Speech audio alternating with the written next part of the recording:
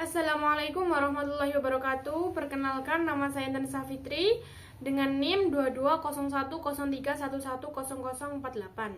Dalam video kali ini saya akan mempresentasikan tentang perangkat pembelajaran, yakni dari Kaldik, rencana pekan efektif, program tahunan, program semester, dan modul ajar.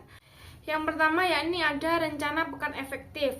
Rencana pekan efektif ini hasil dari perhitungan kalender pendidikan.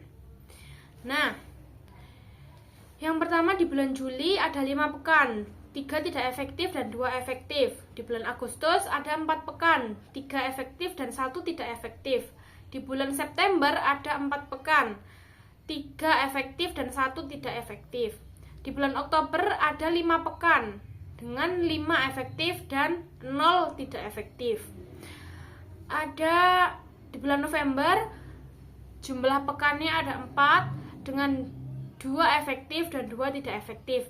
Di bulan Desember jumlah pekannya 5 dengan 4 tidak efektif dan 1 efektif.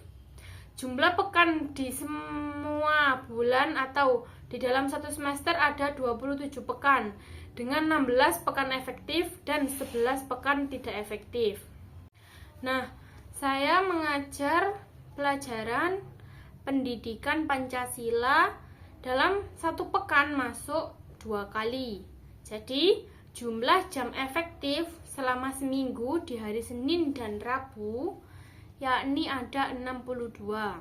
Di hari Senin ada 15 jam efektif dikali 2 JP yakni 30 JP, dan Rabu ada 16 jam efektif dikali 2 sama dengan 32 JP. Keterangan pekan tidak aktif. Di bulan Juli ada pekan pertama yaitu libur semester tanggal 1 sampai 5. Pekan kedua tanggal 6 sampai 12 libur semester. Pekan ketiga tanggal 15 sampai 19 masa orientasi madrasah. Di bulan September di pekan keempat tanggal 21 sampai 26 kegiatan PTS. Di bulan November pekan ketiga tanggal 16 sampai 21 kegiatan PAS. Di pekan keempat tanggal 23 sampai 28 kegiatan PAS juga. Di bulan Desember di minggu pertama tanggal 1 sampai 5 pengelolaan nilai PAS. Di pekan keempat tanggal 21 sampai 16 libur semester. Di pekan kelima ada di tanggal 28 sampai 31 yaitu libur semester. Rencana pekan efektif semester 2 Minu Putri Kota Malang. Yang pertama yakni di bulan Januari jumlah pekannya ada 5 dengan 4 efektif dan 0 tidak efektif. Februari ada 4 efektif dan jumlah pekannya ada 4 dan 4 efektif. Maret ada 5 jumlah pekan, 2 efektif dan 3 tidak efektif. April ada 5 jumlah pekan, 4 efektif dan 1 tidak efektif. Di bulan Mei ada 5 efektif dan jumlahnya ada 5, tidak efektif 0. Juni ada 4 jumlah pekan efektif, 1 efektif dan 3 tidak efektif. Jumlah pekan dalam satu semester ganjil dalam semester genap yakni 28 jumlah pekan dengan 20 efektif dan 8 tidak efektif. Selanjutnya yakni jumlah jam efektif di hari Senin dan Rabu berjumlah 70 JP. Dari hari Senin ada 17 jumlah jam efektif dikali 2 JP sama dengan 34 JP. Dan di hari Rabu ada 18 jumlah jam efektif dikali 2 sama dengan 36 JP. Selanjutnya yakni keterangan pekan tidak efektif di Januari minggu keempat tanggal 25 sampai 27 peringatan Isra Mi'raj. Di bulan Maret minggu ke-1 pekan 1 tanggal 1 sampai 6 libur awal Ramadan. Pekan kedua, tanggal 15 sampai 20 kegiatan PTS. Pekan ketiga dan keempat, tanggal 22 sampai 31 libur Hari Raya Idul Fitri. Di bulan April, di pekan ke-1, tanggal 1 sampai 6 libur Hari Raya Idul Fitri. Pekan keempat, tanggal 19 sampai 24 kegiatan UAMNU. Di pekan kelima, tanggal 26 sampai 28 kegiatan UAMNU. Di bulan Mei, di minggu pertama tanggal 1 sampai 5 pengelolaan nilai PAS. Di minggu keempat dan kelima, tanggal 21 sampai 31 libur semester. Di bulan Juni, pekan ke-1 dan kedua, tanggal 5 sampai 10 libur Hari Raya Idul Fitri. Di pekan keempat dan kelima, tanggal 23 sampai 30 libur semester genap. Selanjutnya yakni program tahunan atau Prota di Minu Putri Kota Malang. Saya langsung saja menuju unit nomor ATP, alur tujuan pembelajaran, alokasi waktu, dan semester.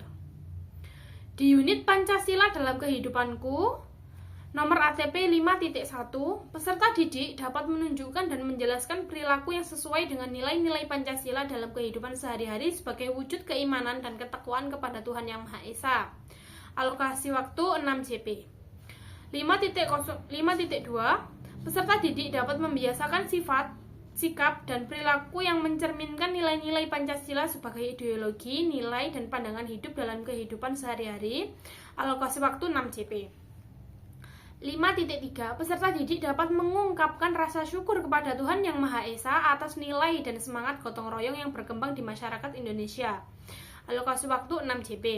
5.4, peserta didik dapat menganalisis kedudukan manusia sebagai makhluk sosial yang membutuhkan interaksi dan hubungan dengan orang lain. Alokasi waktu 6 JP. 5.5, peserta didik dapat menyajikan hasil telaah terhadap perbedaan karakter dan keberagaman yang ada di lingkungan sekitar. Alokasi waktu 6 JP. 5.6, peserta didik dapat mengidentifikasi dan menerapkan perilaku terpuji dalam berbagai situasi di lingkungan keluarga, sekolah, dan masyarakat. Alokasi waktu 6 JP. Dalam unit norma dalam kehidupanku, nomor ATP 5.1, peserta didik dapat menyebutkan dan memahami norma yang berlaku di lingkungan sebagai wujud sikap beriman dan bertakwa kepada Tuhan Yang Maha Esa. Alokasi waktu 8 JP. Nomor ATP 5.2, peserta didik dapat menunjukkan sikap disiplin dalam menerapkan norma yang berlaku di lingkungan sekitar. Alokasi waktu 6 JP. 5.3, peserta didik dapat menelaah macam-macam norma beserta sumber dan sanksinya. Alokasi waktu 6 JP. 5.4, peserta didik dapat menyajikan hasil telaah tentang norma yang berlaku di lingkungan sekitar. Alokasi waktu 6 JP. Unit Jati Diri dan Lingkunganku, nomor ATP 5.1, peserta didik dapat mensyukuri identitas diri dan budaya di lingkungannya sebagai anugerah dari Tuhan Yang Maha Esa. Alokasi waktu 10 JP. 5.2, peserta didik dapat menunjukkan sikap menghargai keberagaman sebagai bentuk kesiapan menghadapi tantangan dan keuntungan hidup dalam kebinekaan. Alokasi waktu 8 JP. 5.3, peserta didik dapat mengidentifikasi serta menguraikan keuntungan dan tantangan hidup dalam keberagaman. Alokasi waktu 8 JP. 5.4, peserta didik dapat menceritakan serta menganalisis sikap dan perilaku yang tepat menjaga atau merusak kebinekaan di lingkungannya. Alokasi waktu 10 JP. Unit Negaraku Indonesiaku 5.1, peserta didik dapat berperilaku menjaga keutuhan NKRI yang berketuhanan Tuhan Yang Maha Esa. Alokasi waktu 8 JP. Peserta didik dapat mengembangkan sikap persatuan dan kesatuan sebagai warga negara Indonesia. Alokasi waktu 8 JP. 5.3, peserta didik dapat menjelaskan sikap dan perilaku yang mendukung persatuan dan menjaga keutuhan NKRI. Alokasi waktu 8 JP. 5.4, peserta didik dapat menceritakan sejarah terbentuknya Negara Kesatuan Republik Indonesia NKRI. Alokasi waktu 10 JP. Jumlah jam pelajaran dari semua yang terdapat pada semester ganjil yakni 132 JP. Selanjutnya yakni ada program semester. Dalam unit Pancasila dalam kehidupanku pada semester ganjil dengan subunit Pancasila dalam kehidupanku ada 2 alur dan tujuan pembelajaran. Yang pertama yakni peserta didik dapat menunjukkan dan menjelaskan perilaku yang sesuai dengan nilai-nilai Pancasila dalam kehidupan sehari-hari sebagai wujud keimanan dan ketakwaan kepada Tuhan Yang Maha Esa. Di bulan Juli, pada minggu keempat dan kelima ada 6 JP. Yang kedua, alur dan tujuan pembelajaran. Peserta didik dapat membiasakan sikap dan perilaku yang mencerminkan nilai-nilai Pancasila sebagai ideologi, nilai, dan pandangan hidup dalam kehidupan sehari-hari. Ada 6 JP, terletak pada akhir bulan Juli dan awal bulan Agustus. Subunit yang kedua, Pancasila kebiasaan hidupku. Cuma ada 1 alur dan tujuan pembelajaran, yakni peserta didik dapat mengungkapkan rasa syukur kepada Tuhan Yang Maha Esa atas nilai dan semangat gotong royong yang berkembang di masyarakat Indonesia. Ada 6 JP dan terletak di bulan Agustus. Yang ketiga, subunit gotong royong adalah ciri khas bangsaku. Alur tujuan pembelajaran. Peserta didik dapat menganalisis kedudukan manusia sebagai makhluk sosial yang membutuhkan interaksi dan hubungan dengan orang lain. Ada 6 JP terletak pada bulan Agustus. Subunit gotong royong dalam tolong menolong. Dengan alur tujuan pembelajaran, peserta didik dapat menyajikan hasil telaah terhadap perbedaan karakter dan keberagaman yang ada di lingkungan sekitar. 6 JP yang terletak pada akhir bulan Agustus. Subunit gotong royong dalam berinteraksi. Dengan alur tujuan pembelajaran, peserta didik dapat mengidentifikasi dan menerapkan perilaku terpuji dalam berbagai situasi di lingkungan keluarga, sekolah, dan masyarakat. Berjumlah 6 JP dan terletak di awal bulan September. Yang kedua, unit kedua, yakni norma dalam kehidupan. Subunit yang pertama, makna norma dalam kehidupanku. Dengan alur tujuan pembelajaran, peserta didik dapat menyebutkan dan memahami norma yang berlaku di lingkungan sebagai wujud sikap beriman dan bertakwa kepada Tuhan Yang Maha Esa. Dengan jumlah 8 JP yang terletak di akhir bulan September. Subunit yang kedua, menjadi anak hebat. Dengan menerapkan norma, peserta didik dapat menunjukkan sikap disiplin dalam menerapkan norma yang berlaku di lingkungan sekitar. Dengan jumlah 6 JP yang terletak pada awal bulan Oktober. Macam-macam norma dalam kehidupanku. Peserta didik dapat menelaah macam-macam norma beserta sumber dan sanksinya. Ada 6 JP. Subunit yang keempat, yakni menampilkan hasil telaah tentang norma. Dengan alur tujuan pembelajaran, peserta didik dapat menyajikan hasil telaah tentang norma yang berlaku di lingkungan sekitar dengan jumlah JP 6. Program semester dalam semester genap. Unitnya ada 2. Yang pertama yakni jati diri dan lingkunganku. Subunit ada 4. Yang pertama, mengenali diri sendiri dan lingkungan. Dengan alur tujuan pembelajaran, peserta didik dapat mensyukuri identitas diri dan budaya di lingkungannya sebagai anugerah dari Tuhan Yang Maha Esa. Dengan jumlah 10 JP terletak pada bulan Januari. Keberagaman sebagai anugerah. Dengan alur tujuan pembelajaran, peserta didik dapat menunjukkan sikap menghargai keberagaman sebagai bentuk kesiapan menghadapi tantangan dan keuntungan hidup dalam kebinekaan. Dengan jumlah 8 JP yang terletak pada bulan Januari dan awal bulan Februari. Subunit yang ketiga yakni keberagaman sebagai kekuatan. Dengan alur tujuan pembelajaran, peserta didik dapat mengidentifikasi serta menguraikan keuntungan dan tantangan hidup dalam keberagaman. Dengan jumlah 8 JP yang terletak pada bulan Februari.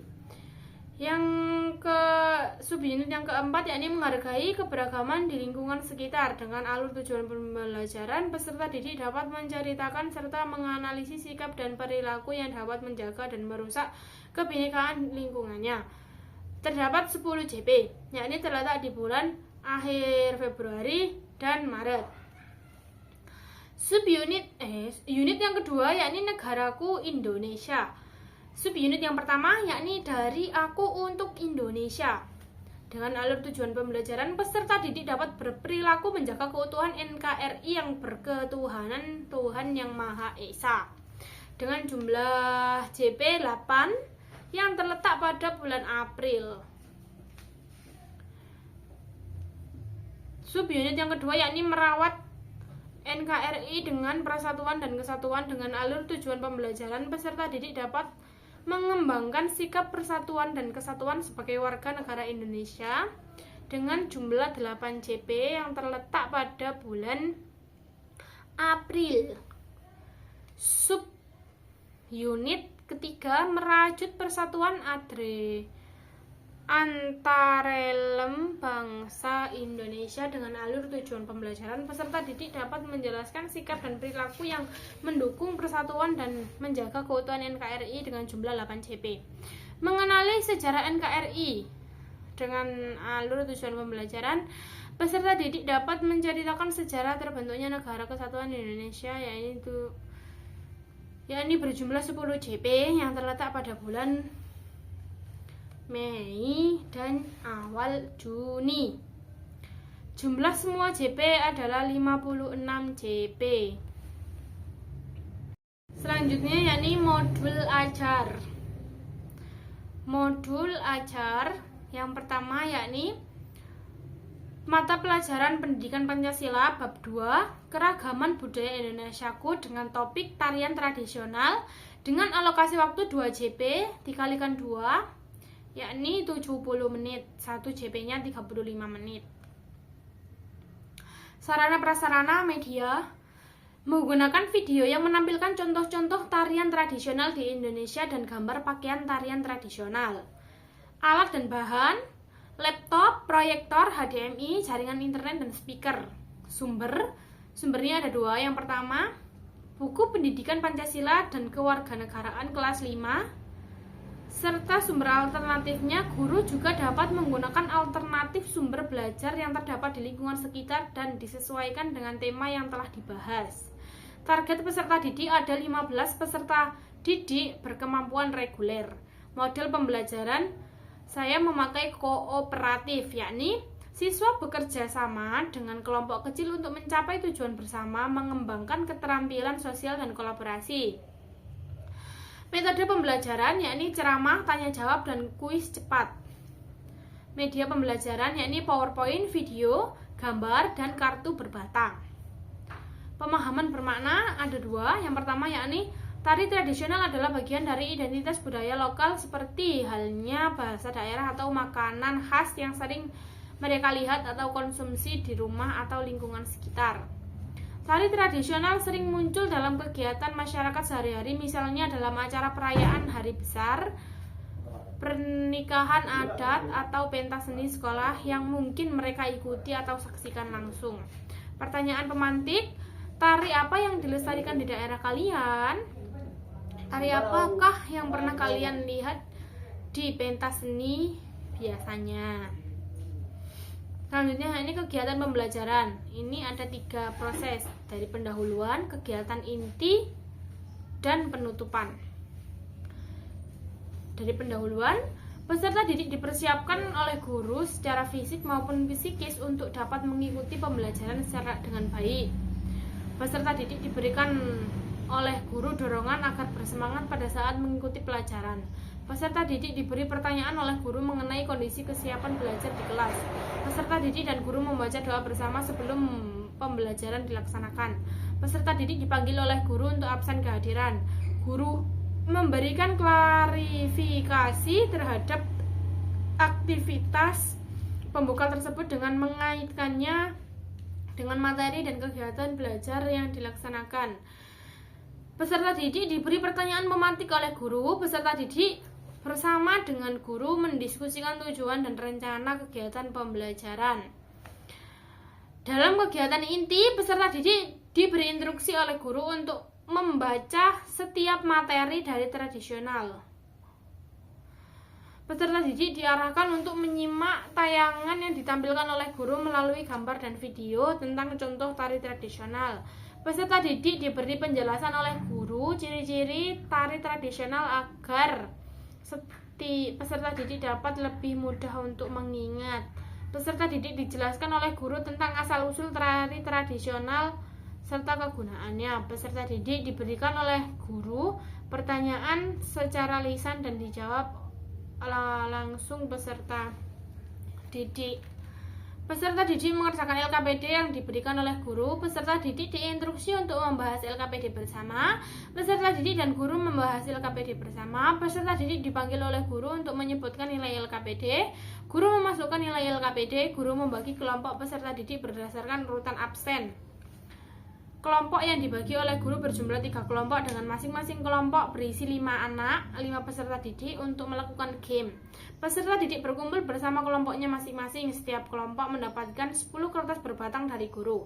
Masing-masing peserta didik membawa 2 kertas berbatang. Guru menampilkan pertanyaan di proyektor. Guru memberikan hitungan 3 detik untuk peserta didik mengangkat kertas yang dibawa. Bagi kelompok peserta didik yang menjawab pertanyaan dengan benar, maka guru akan memberikan poin 1 di setiap jawaban yang benar. Peserta didik kelompok diberikan 15 pertanyaan oleh guru. Peserta didik diinstruksi oleh guru untuk duduk di tempat masing-masing.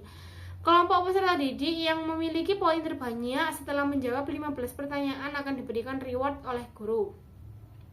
Peserta didik menyetorkan nama kelompok untuk diberikan nilai oleh guru. Penutup. Peserta didik diberikan ringkasan materi yang telah dipelajari oleh guru. Peserta didik diajak untuk mengingat kembali ciri-ciri nama dan asal tarian adat.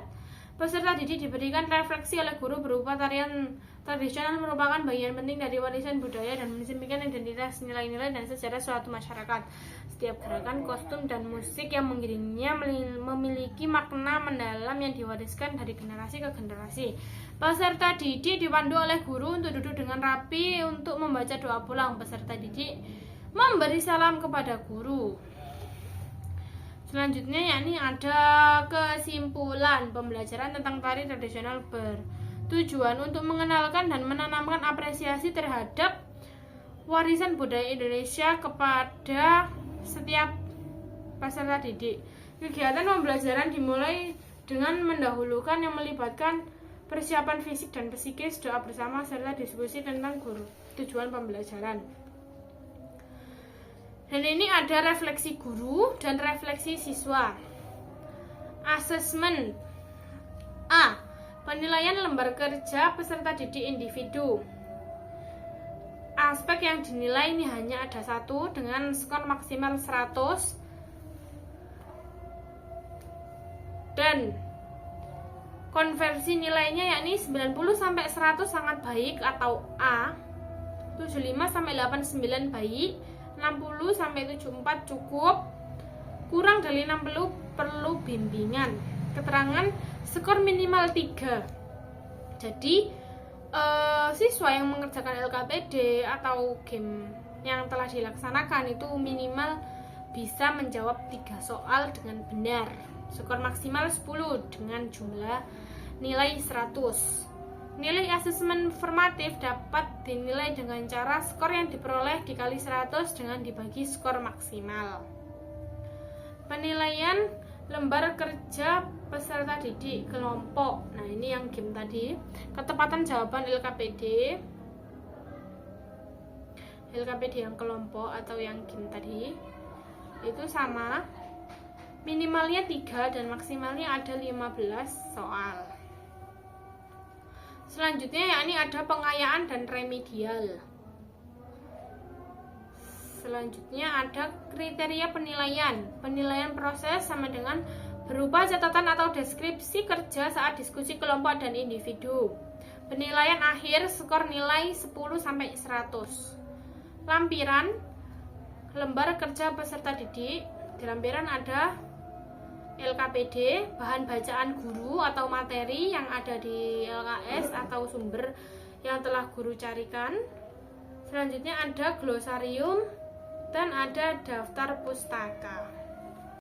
Baik, sekian presentasi saya. Wassalamualaikum warahmatullahi wabarakatuh.